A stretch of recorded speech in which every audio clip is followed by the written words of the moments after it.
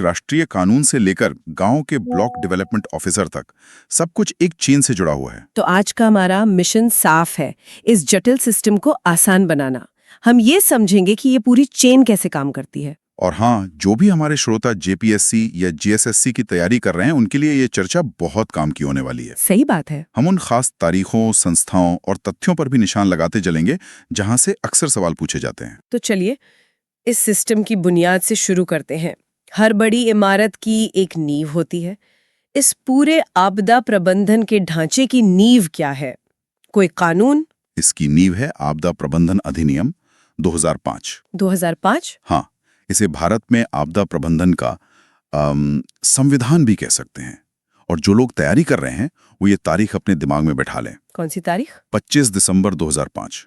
इसी दिन ये कानून लागू हुआ था। अच्छा, 25 दिसंबर 2005। ये जेपीएससी के लिए जरूरी है। बहुत जरूरी।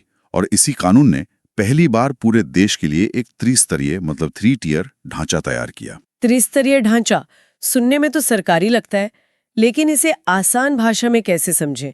जैसे एक क्रिकेट टीम में होता है हेड कोच, कप्तान और खिलाड़ी। क्या बात है, ये तो एकदम सटीक एनालॉजी है।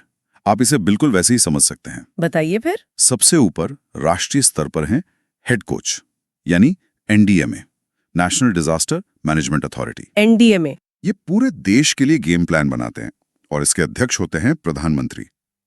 अच्छा, प्रधानमंत्री खुद?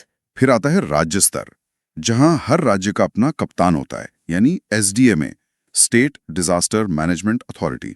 एसडीएमए कप्तान? हाँ, और कप्तान होते हैं मुख्यमंत्री। और फिर आते हैं असली खिलाड़ी जो जमीन पर काम करते हैं। वो कौन है? जिला स्तर पर DDMA, district disaster management authority. इसकी कमान जिलाधिकारी या डिस्ट्रिक्ट मजिस्ट्रेट के हाथ में होती है। वाह, हेड कोच, कप्तान और खिलाड़ी, इससे तो पूरा स्ट्रक्चर एक बार में साफ हो गया। बिल्कुल। तो इस टीम में झारखंड का कप्तान यानी जेएसडीएमए मैदान में कब उतरा? झारखंड का कप्तान मतलब JSDMA, Jharkhand state disaster management authority. इसका गठन हुआ 28 मई 2010 को। 2010 में? हाँ, जेपीएससी और जेएसएससी की परीक्षाओं के लिए ये एक और बेहद जरूरी तारीख है। इसे जरूर नोट कर लें। ठीक है। और इस अथॉरिटी को अपनी ताकत सीधे आपदा प्रबंधन अधिनियम की धारा 14(1) से मिलती है। एक मिनट, तो कप्तान मुख्यमंत्री हो गए, लेकिन क्या वो रोज रोज की मीटिंग में बैठते हैं? असल में दिन प्रतिदिन का काम कौन देखता है? टीम का कोई उपकप्तान भी तो होगा। बहुत अच्छा सवाल है। देखिए, मुख्यमंत्री अध्यक्ष तो हैं, लेकिन जमीनी स्तर पर योजनाओं को लागू करवाने की जिम्मेदारी स्टेट एग्जीक्यूटिव कमेटी की होती है। State executive committee? हाँ, और इस समिति के अध्यक्ष होते हैं राज्य के मुख्य सचिव, यानी चीफ सेक्रेटरी। तो आप उन्हें उपकप्तान कह सकते हैं, जो असल में टीम से काम करवाते हैं। समझ गए। तो ये विभागों के बीच तालमेल बिठाते होंगे। बिल्कुल। और हेड कोच यानी एनडीएमए को रिपोर्ट करते हैं। ठीक है, तो इस जेएसडीएमए का मुख्य मकसद क्या है? मतलब ये करते क्या है? हमारे स्रोतों के मुताबिक इनके 2 बड़े लक्ष्य हैं। पहला, आपदा आने से पहले ही तैयारी करना, योजनाएं बनाना, लोगों को जागरूक करना। मतलब प्रोएक्टिव होना। हाँ, और दूसरा, अगर आपदा आ ही जाए तो उसके बाद पुनर्निर्माण और जिंदगी को वापस पटरी पर लाने के लिए सही प्रोजेक्ट तैयार करना। मतलब अब फोकस सिर्फ राहत और बचाव पर नहीं है, अब रोकथाम और तैयारी पर है। बिल्कुल। अब हम कुआं तब नहीं खोदते जब आग लगती है, बल्कि पहले से खोदकर तैयार रखते हैं। सही बात है। ठीक है, तो राज्य की राजधानी रांची में बैठे कप्तान ने योजना बना ली, लेकिन ये योजना मान लीजिए गुमला या साहिबगंज के किसी गांव तक कैसे पहुंचेगी? जिला स्तर पर जो हमारे खिलाड़ी हैं यानी डीडीएमए, वो कैसे काम करते हैं? देखिए, जिला स्तर पर डीडीएमए की भूमिका सबसे अहम है। सबसे अहम? हाँ, क्योंकि एक्शन वहीं होना है। इसके अध्यक्ष जिलाधिकारी होते हैं और सह अध्यक्ष होते हैं वहां के चुने हुए प्रतिनिधि। अच्छा। इनकी टीम में पुलिस अधीक्षक मतलब एसपी, मुख्य चिकित्सा अधिकारी सीएमओ जैसे जिले के सभी बड़े अधिकारी शामिल होते हैं। पूरी डिस्ट्रिक्ट मशीनरी? हाँ, इनका काम है राज्य से मिले दिशा निर्देशों को अपने जिले की जरूरतों के हिसाब से ढालना और लागू करना, क्योंकि जो चुनौती धनबाद की है वो शायद पलामू की ना हो। मतलब ये प्लान को लोकलाइज करते हैं, ये तो बहुत जरूरी है। बहुत जरूरी। और जो भी अभ्यर्थी 14वीं जेपीएससी की तैयारी कर रहे हैं, उनके लिए जेएसडीएमए और डीडीएमए की ये संरचना और इनके काम को समझना जरूरी होगा। प्रीलिम्स और मेंस दोनों के लिए बहुत ही ज्यादा महत्वपूर्ण है। इससे सीधे सीधे सवाल बनते हैं। ये तो काफी जटिल और एक दूसरे से जुड़ी हुई मशीनरी है। इन सभी समितियों, उनकी भूमिकाओं और तारीखों को याद रखना खासकर परीक्षा के लिए काफी मुश्किल हो सकता है। होता है, बिल्कुल होता है। और यहीं पर एक व्यवस्थित मार्गदर्शन की जरूरत पड़ती है। इस तरह की बारीकियों को समझना ही परीक्षा में आपको दूसरों से आगे करता है। उदाहरण के लिए किरण एकेडमी रांची में हम अपने जेपीएससी के सेशंस में इसी तरह के जटिल विषयों को बहुत ही सरल तरीके से तोड़कर समझाते हैं। अच्छा। हमारी ऑफलाइन और ऑनलाइन दोनों क्लासेस का मकसद यही है कि छात्रों को सिर्फ क्या नहीं बल्कि क्यों और कैसे भी समझ आए। तो जो भी बच्चे इसमें इंटरेस्टेड हैं वे इसे ज्वाइन कर सकते हैं। चलिए आगे बढ़ते हैं। तो हमारे पास कानून है, अथॉरिटी है, जिले स्तर पर टीमें भी हैं, लेकिन ये सब कागज पर बहुत अच्छा लगता है। असली सवाल तो ये है कि जब सच में मदद की जरूरत पड़ती है तो इस पूरी मशीनरी को चलाने के लिए पेट्रोल यानी पैसा कहाँ से आता है? पैसा, सही सवाल। इसके लिए हर राज्य में राज्य आपदा प्रतिक्रिया कोष यानी state disaster response fund SDRF बनाया गया है। SDRF। और इसका फंडिंग पैटर्न याद रखना बहुत जरूरी है, खासकर झारखंड के संदर्भ में। सामान्य राज्यों के लिए ये 75-25 के अनुपात में होता है। 75-25 इसका क्या मतलब हुआ? इसका मतलब है कि इस फंड में 75% पैसा केंद्र सरकार देती है और 25% राज्य सरकार को मिलाना होता है। बिल्कुल। कुछ विशेष श्रेणी के राज्यों के लिए ये 90-10 है, लेकिन झारखंड सामान्य श्रेणी में आता है, तो यहाँ 75-25 का फॉर्मूला लागू होता है।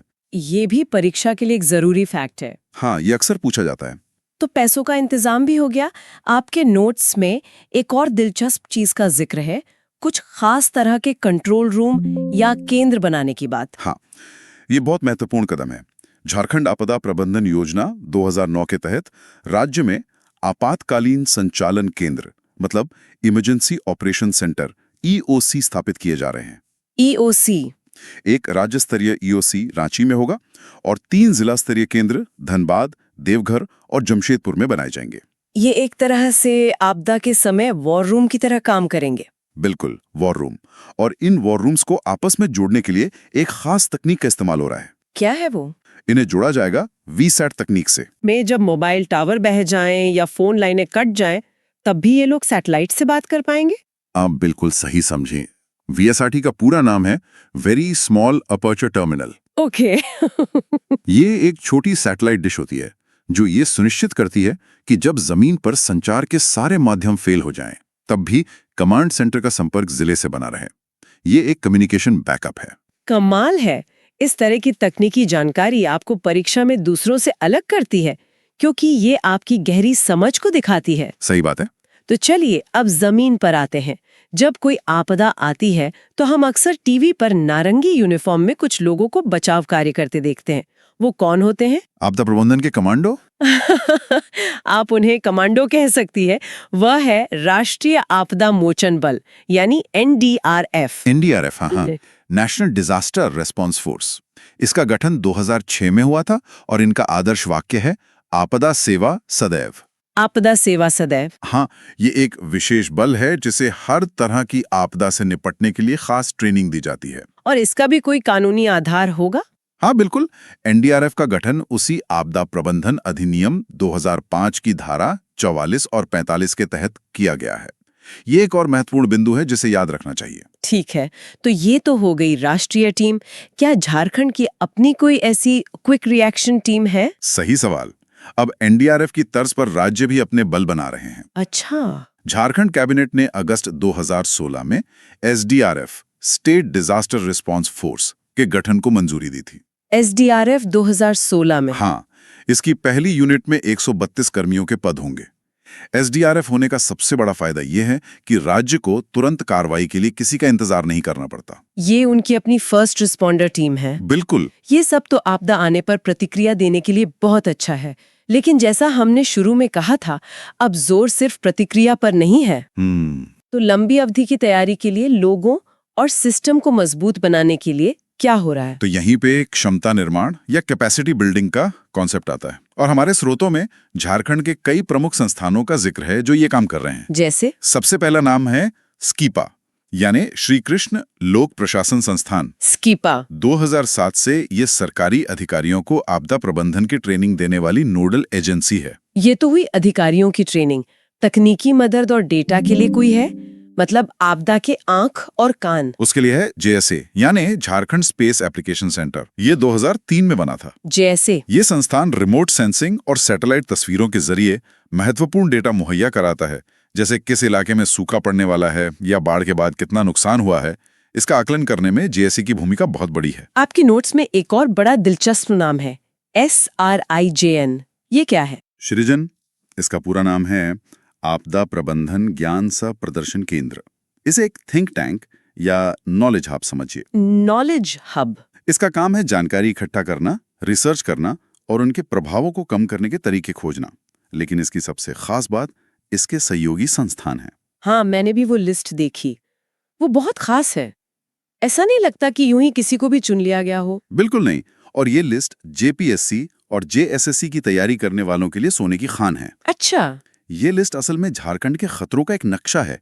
देखिए, सूखे से जुड़ी रिसर्च के लिए बिरसा कृषि विश्वविद्यालय रांची। जाहिर है, कृषि विश्वविद्यालय से बेहतर कौन समझेगा? सही। खनन आपदाओं के लिए ISM धनबाद। अब IIT ISM है देश का सबसे बड़ा माइनिंग इंस्टीट्यूट। ठीक है। भूकंप सुरक्षा के लिए BIT मेसरा। BIT मेसरा।